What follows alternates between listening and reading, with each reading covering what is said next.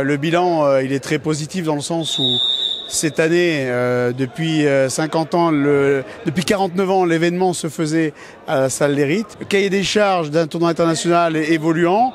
On a donc souhaité, pour monter à 2 niveaux avec Jean-Pierre Scarfone, je l'ai aidé dans la démarche, à venir dans ce hall des sports de Nice pour faire ce Deglane avec 3 tapis, plus un tapis d'échauffement. C'est superbe. Alors, non seulement c'est une référence mondiale, parce que c'est un des plus vieux tournois du calendrier de la Fédération internationale de lutte, où toutes les nations viennent régulièrement tester leurs équipes.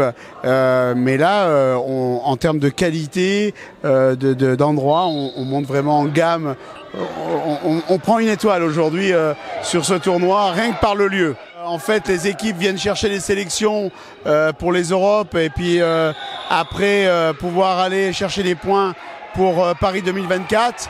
Ce tournoi est bien situé dans la période début d'année. Et là, il y a vraiment des gros combats aujourd'hui. Des belles performances, on les a vues sur le terrain. Alors, en ce qui me concerne, oui, depuis vendredi dernier, après l'Assemblée Générale élective, j'ai laissé le flambeau à Cyril Bernardi, qui est un ancien athlète de Saint-Laurent-du-Var. Voilà, c'est vraiment le lutteur niçois de la région.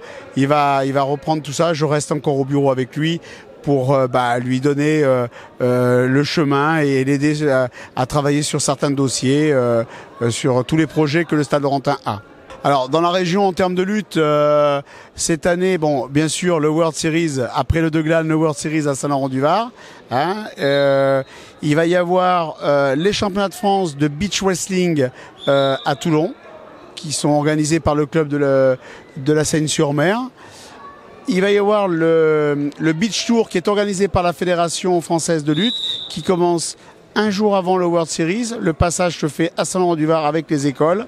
Après, il ira sur Toulon et il va suivre la Méditerranée, l'Atlantique, pour atterrir à Paris, au village France. Il va y avoir une zone de sable et voilà. Donc voilà un petit peu l'actualité pour cette année.